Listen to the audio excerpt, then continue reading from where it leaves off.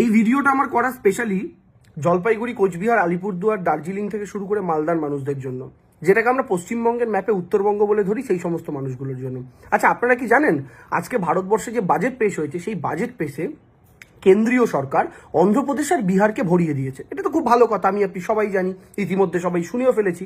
কিন্তু এর মধ্যে সবচেয়ে মূল বিষয় যেটা, যে বিহারে 15,000 কোটি টাকা দেওয়া হয়েছে বন্যা নিয়ন্ত্রণের জন্য।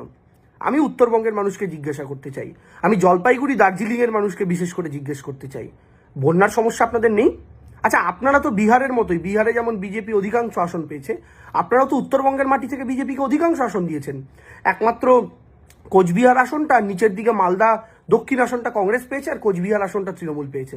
বাকি দার্জিলিং বিজেপি, জলপাইগুড়ি বিজেপি, আপনার তার পাশের দিকে দেখুন মালদা উত্তর বিজেপি, ওদিকে বালুরঘাট বিজেপি, একের পর এক আসন আপনি দেখেন, আলিপুরদুয়ার বিজেপি। তাহলে উত্তরবঙ্গের অধিকাংশ আসন ভারতীয় জনতা পার্টি জিতেছে। তাহলে বিহার বিজেপিকে ভোট দেওয়ার পরে বন্যা নিয়ন্ত্রণের জন্য 15,000 কোটি পেল, আর এদিকে উত্তরবঙ্গের মানুষ তিস্তার জলে, তিস্তার বন্যায় প্রত্যেক বছর ভেসে যাবে, এই কেন্দ্রীয় সরকার আপনাদের দিকে ফিরে পর্যন্ত তাকালো না।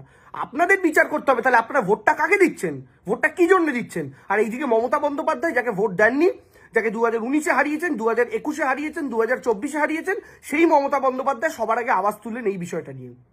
আপনারা ভোট দেবেন বিজেপিকে, বিহারও ভোট দেবে বিজেপিকে, ইউপিও ভোট দেবে বিজেপিকে, কিন্তু ইউপি পাবে, বিহার পাবে, বাংলা পাবে না। কেন? উত্তরবঙ্গ আপনারা বাংলার অংশ বলে আপনারা পাবেন না, আপনারা বাঙালি বলে আপনারা পাবেন না। এই বিষয়টা নিয়ে কি ভেবে দেখার সময় আসেনি?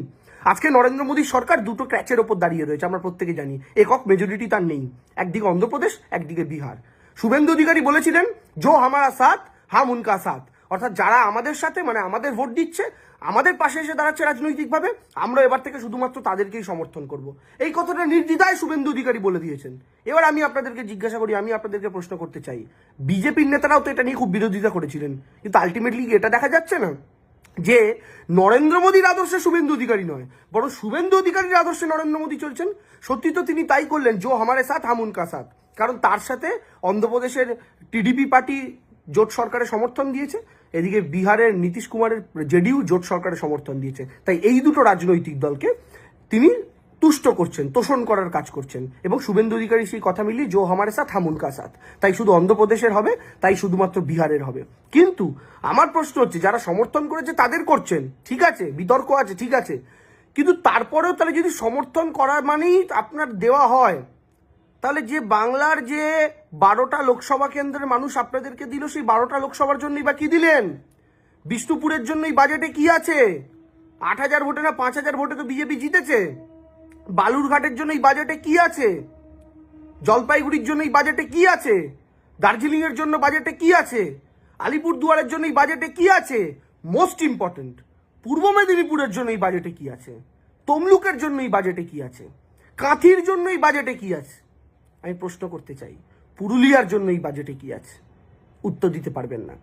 বিজেপি বাংলাকে শুধুমাত্র আর 5টা রাজ্যের 5টা আসন বাড়ানোর জায়গার মতো বাংলাকেও বিজেপি কয়েকটা আসন পাওয়ার জায়গা ভেবেছে। তাই হিন্দু মুসলমানের রাজনীতি করে বাংলা থেকে যে কটা আসন নেওয়া যায় আসন নিয়েছে। কোনোদিন বাংলার উন্নয়ন বা বাংলার ভালো বিজেপি চায়নি, কারণ বিজেপি একটি আগা পাঁচতলা বাঙালি বিরোধী দল, বাঙালি বিদ্বেষী দল। এই কথাটা আপনারা কবে বুঝবেন? এই কথাটা তখন থেকে বোঝা গিয়েছিল যখন থেকে নরেন্দ্র মোদী ক্ষমতায় আসার পর। বাংলা এতগুলো আসন পরপর দেওয়ার পরেও ভারতীয় জনতা পার্টি কিন্তু বাংলাকে একটাও পূর্ণমন্ত্রী দেয়নি। এটা হলে তার 15 বছরের শাসনকাল সম্পূর্ণ হবে, এই টেনিওরটা যদি শেষ হয়।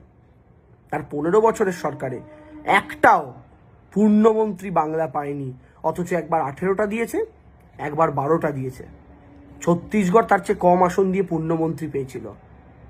রাজস্থান, মধ্যপ্রদেশ, উত্তরপ্রদেশ, গুজরাট প্রত্যেকে পূর্ণমন্ত্রী পেয়েছে, কিন্তু পশ্চিমবঙ্গ পায়নি। আর এবার এমনও কিছু রাজ্য দেখা গেছে যারা বিজেপিকে 2টো 3টে করে আসন দিয়েছে, তারাও পূর্ণমন্ত্রী পেয়েছে, পশ্চিমবঙ্গ পায়নি। বিজেপি যে একটা আগাপাস্তলা বাঙালি বিরোধী, বাঙালি বিদ্বেষী দল, সেটা আপনারা কবে বুঝবেন?